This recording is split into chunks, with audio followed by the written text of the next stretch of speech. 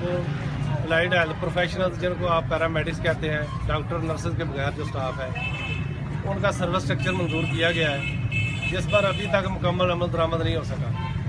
اس کے علاوہ ہمارے جو کلاس 4 کے ملازمین ہیں جن کو ہیلتھ سپورٹ سٹاف کہا جاتا ہے، ان کا سروس اسٹرکچر ابھی تک پنجاب گورنمنٹ کے پاس پڑا ہوا ہے کیونکہ ابھی تک منظور نہیں ہو رہا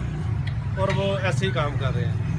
تیسرا ہمارا مطالبہ یہ ہے کہ جو ہمارے ڈھاک BOM ڈیلی ویجز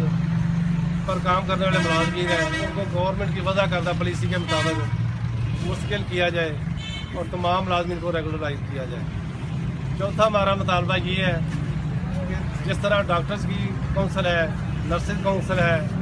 طب کی اور ہومیوپیتھک کی کونسل ہے، ہماری الائڈ ہیلتھ پروفیشنل کونسل کو فوری طور پر منظور کیا جائے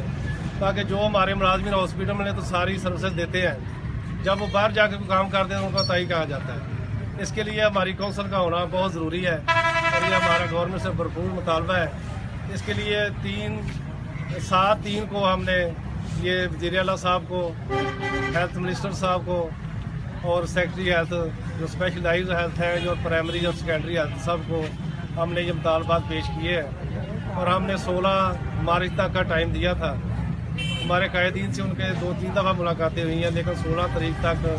کوئی بھی ہمارے مطالبات پر عمل درآمد نہیں ہو سکا۔ اس کے لیے ہم نے یہ آج مورخہ 18 مارچ کو تمام جگہوں پر احتجاج ریکارڈ کروایا ہے۔